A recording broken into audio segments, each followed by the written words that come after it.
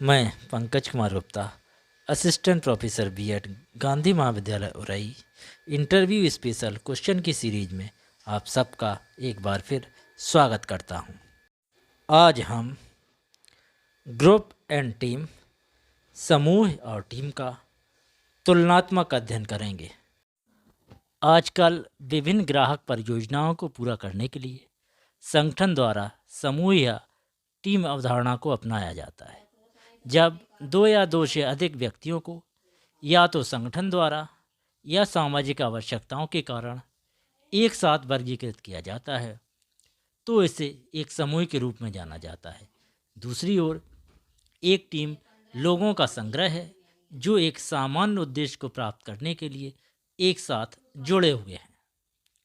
एक व्यावसायिक संस्था में अधिकांश कार्य समूहों में किया जाता है। हालांकि एक कर्मचारी का व्यक्तिगत व्यक्तित्व महत्वपूर्ण है। उनकी प्रभावशीलता उन टीमों पर निर्भर करती है जिनमें वे किसी उद्देश्य को प्राप्त करने के लिए सामूहिक रूप से काम कर रहे हैं। एक विशेष टीम में कई समूह हो सकते हैं जिनमें समूह के सदस्य व्यक्तिगत रूप से अपने नेता को लक्ष्यों को पूरा करने में मदद करते हैं। सबसे पहले देखते हैं definition of the group. A group is an assemblage of the person who work, interact, cooperate with one another in achieving a common goal in a specific time। एक समूह व्यक्तियों का एक समूह है जो एक निर्दिष्ट समय में एक सामान्य लक्ष्य को प्राप्त करने के लिए काम करते हैं, बातचीत करते हैं और एक दूसरे का सहयोग करते हैं। The identity of the group member is taken individually. The members share information and resources with other group member। समूह के सदस्यों की पहचान व्यक्तिगत रूप से ली जाती है। सदस्य समूह के अन्य सदस्यों के साथ जानकारी और संसाधन साझा करते हैं। In an organization, the group are made on the basis of the common interest, belief, experience in common field and principle so that they can easily coordinate with each other। एक संगठन में समूह सामान्य हितों, विश्वासों, सामान्य क्षेत्रों और सिद्धांतों में अनुभव के आधार पर बनाए जाते हैं ताकि वे आसानी से एक दूसरे के साथ समन्वय कर सकें। समूह दो प्रकार के होते हैं, औपचारिक समूह और अनौपचारिक समूह। Definition of the team. A group of the people who are joined for achieving a common goal within a stipulated period having collective accountability is known as team।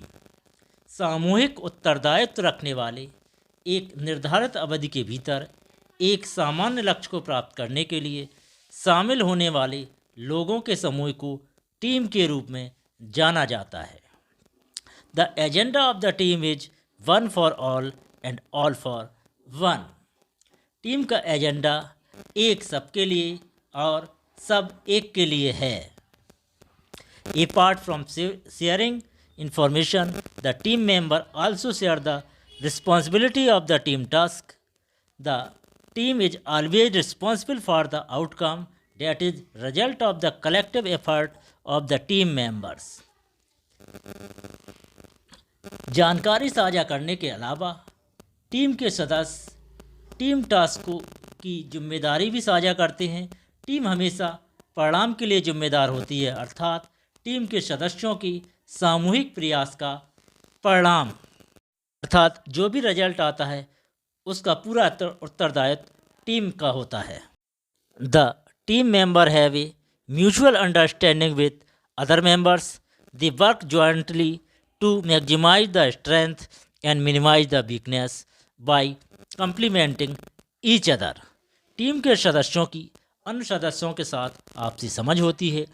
वे एक दूसरे के पूरक द्वारा ताकत को अधिकतम करने और कमजोरी को कम करने के लिए संयुक्त रूप से काम करते हैं।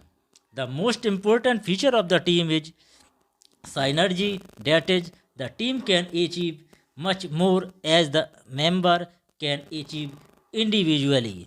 एक टीम की सबसे महत्वपूर्ण विशेषता सिनर्जी है, यानी टीम बहुत कुछ हासिल कर सकती है क्योंकि सदस्य व्यक्तिगत रूप से हासिल कर सकते हैं।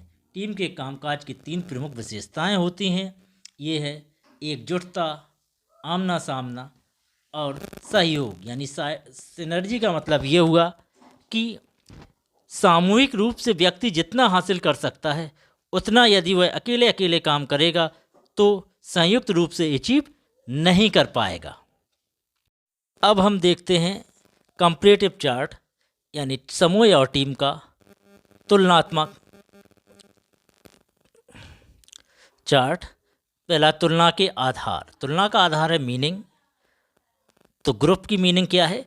ए collection of the individual who work together in completing a task.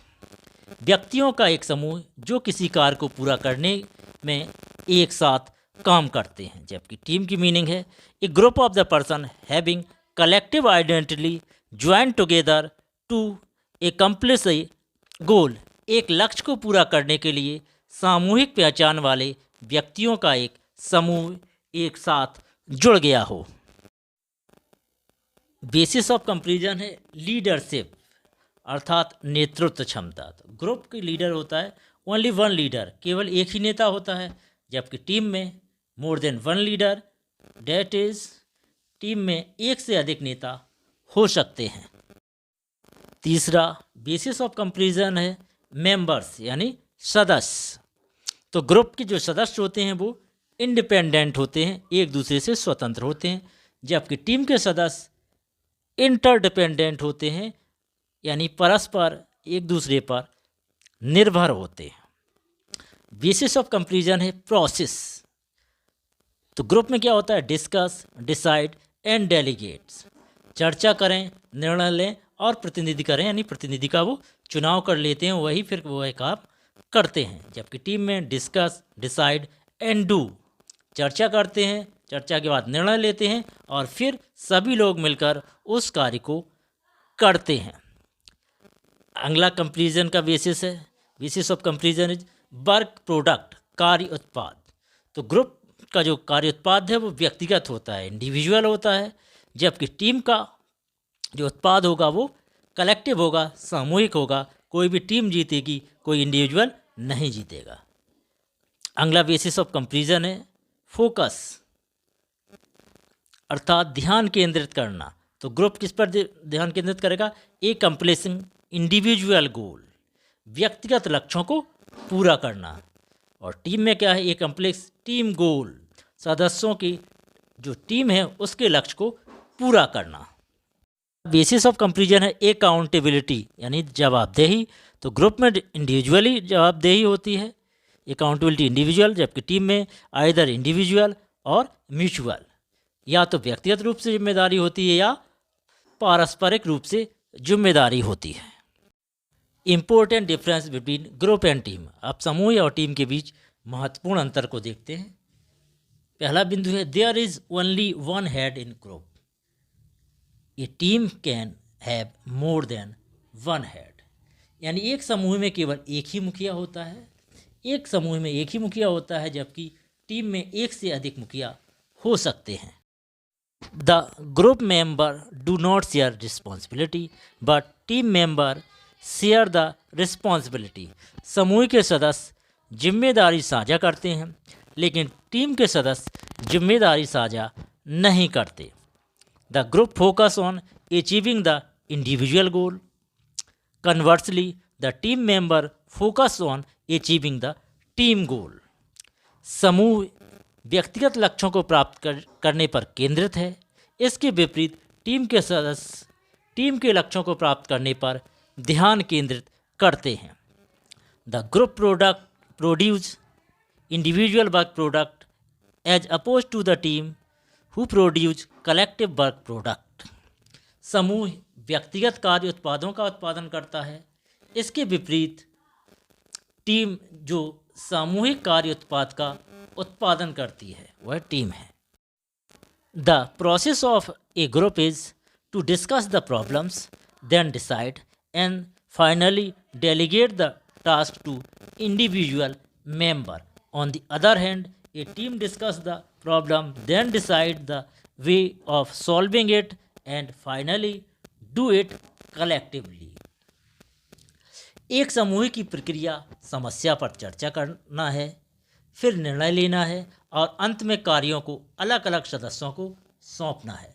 दूसरी ओर एक टीम समस्या पर चर्चा करती है, फिर इसे हल करने का तरीका तय करती है और अंत में इसे सामूहिक रूप से करती है। The group member are independent, unlike a group the team members are interdependent. समूह के सदस्य स्वतंत्र होते हैं। समूह के विपरीत टीम के जो सदस्य होते हैं वो अन्य आश्रित होते हैं, एक दूसरे पर निर्भर होते हैं। दो तथ्यों की तुलना करते समय हम केवल अंतर ही नहीं देखते, समानताएं भी देखते हैं। तो अब देखते हैं हम इसकी सिमिलरिटीज। तो दोनों में सिमिलरिटीज क्या है? 2 और मोर देन 2 मेंबर, 2 या 2 से अधिक सदस्य दोनों में ही होते हैं, चाहे टीम हो या ग्रुप हो। इंटरैक्शन ऑफ द मेंबर्स, सदस्यों के बीच टीम हो या ग्रुप हो दोनों में ही अंतःक्रिया होती है। फेस टू फेस रिलेशनशिप, एक दूसरे से आमने सामने का रिश्ता होता है। Focus on achievement of an objectives, किसी एक निश्चित उद्देश्य की प्राप्ति पर सभी सदस्य ध्यान देते हैं, चाहे टीम के सदस्य हों या ग्रुप के सदस्य हों। लीडर यानी दोनों में ही नेता होता है, ग्रुप में एक ही नेता होता है, टीम में एक से अधिक नेता हो सकते हैं।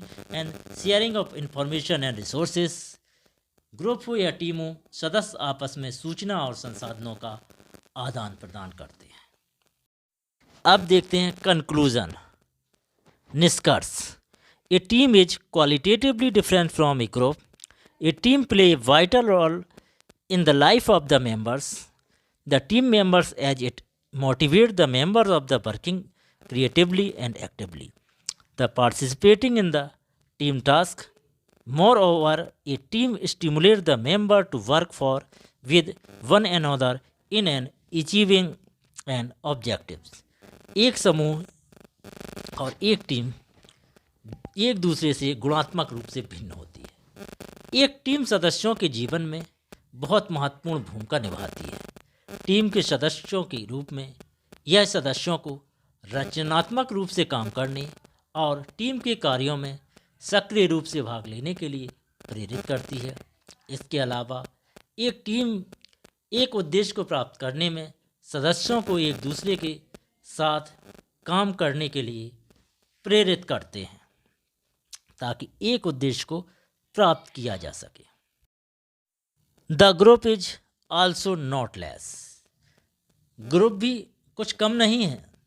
The group also help the members in developing a sense of conformity between the members and respect the group values. It increase their resistance to change.